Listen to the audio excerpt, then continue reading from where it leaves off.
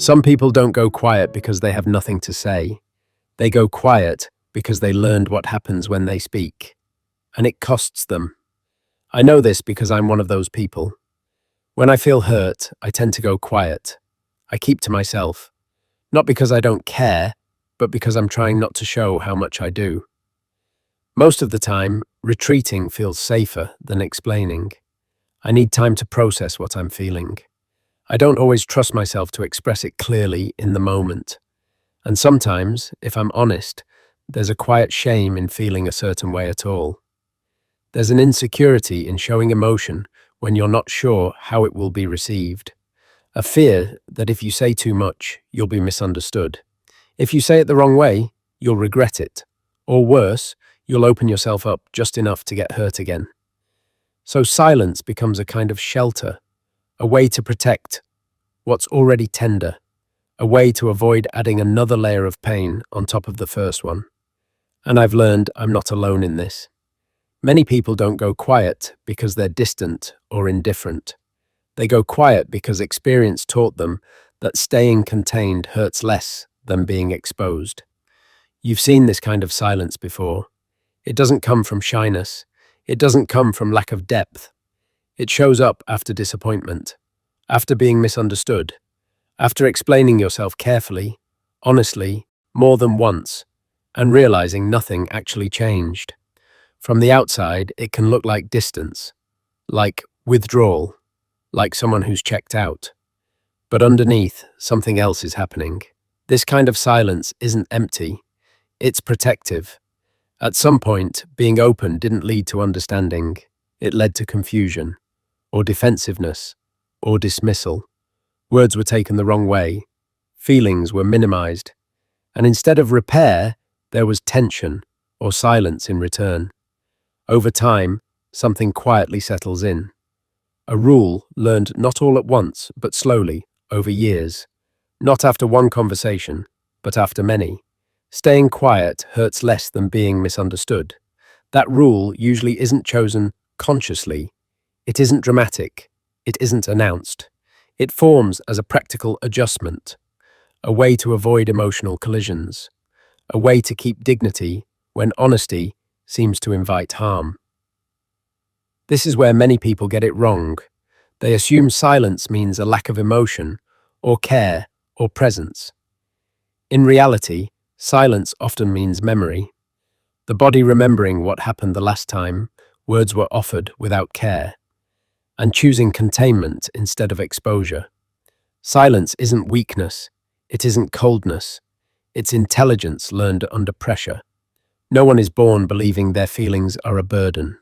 No one starts life thinking their voice doesn't matter. That belief is learned, quietly, in moments that often look small from the outside. It happens when you explain how something hurt and you're told you're overreacting. When you share confusion and it's brushed aside. When honesty is met not with curiosity, but with correction or defensiveness. The lesson isn't taught with words. It's taught by outcomes. And once that lesson settles into the body, silence stops feeling like suppression. It feels like control, like stability, like the least painful option available.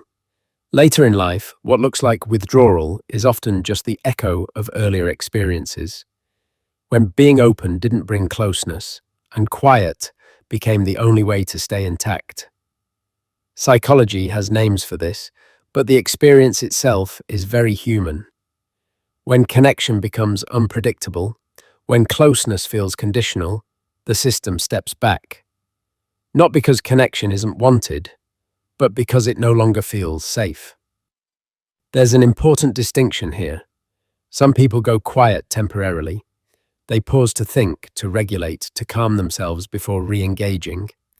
That kind of quiet is flexible, healthy, reversible. But for others, silence stops being a pause and becomes a position. They don't just step back from conversations. They step back from expectation, from hope, from the belief that being understood is even available. Over time, silence stops being something they do and becomes something they are. From the outside, this can look like emotional distance, But internally, the emotional world is often very active. Thoughts replay long after conversations end. Tone is analyzed, timing is reconsidered, entire explanations are formed that never make it into the room.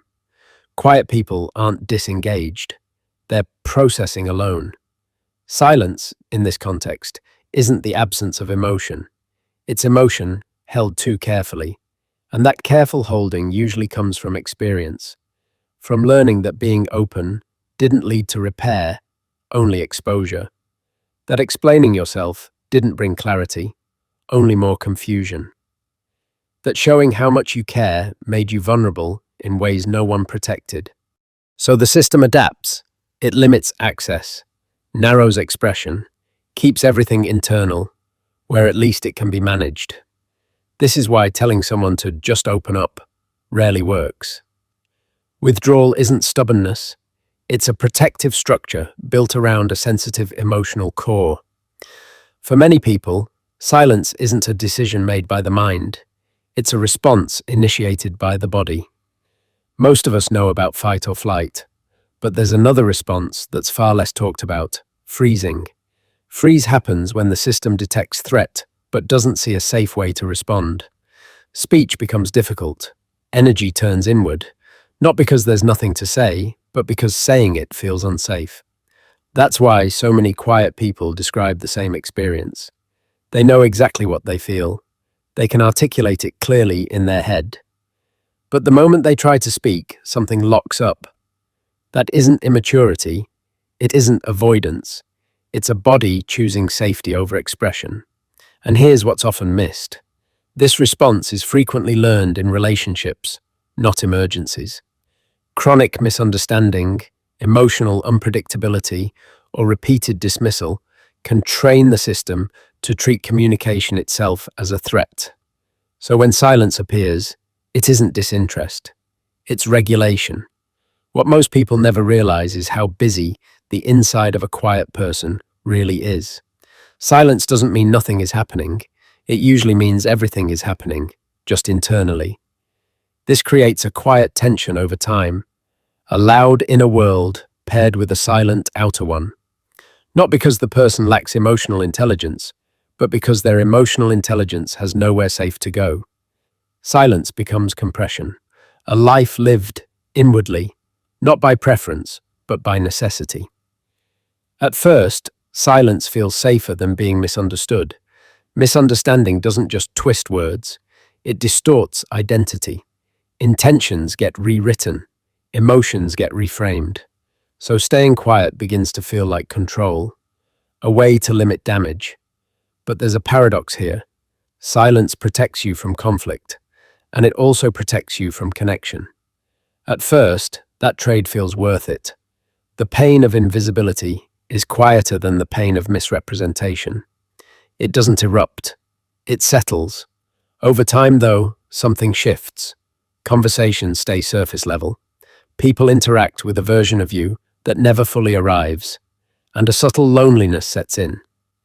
Not because you're alone, but because no one truly knows you. What began as self-protection slowly becomes self-limitation. Not because you chose distance, but because closeness once came without care. Healing doesn't begin by forcing yourself to speak. For someone who learned to survive through silence, pressure only recreates the original harm. Silence isn't the problem, unsafety is. Healing begins when expression is met with patience instead of correction, with curiosity instead of defensiveness, with space instead of urgency. Safety doesn't arrive all at once. It shows up in small moments, a response that doesn't escalate, a pause that holds instead of interrupts. And slowly, the system updates. Expression no longer equals threat. Silence stops being a reflex and becomes a choice. If you recognized yourself somewhere in this, in the quiet, the retreat, the careful holding back, there's something important you deserve to hear. You're not broken. You didn't miss a lesson everyone else learned. You adapted. What looks like distance today is often intelligence shaped by experience. A system that learned how to survive when connection didn't feel safe. And survival, even when it costs us something later, is never a personal failure. This isn't an invitation to speak more. It's an invitation to feel less alone in the quiet. Because sometimes connection doesn't begin with words.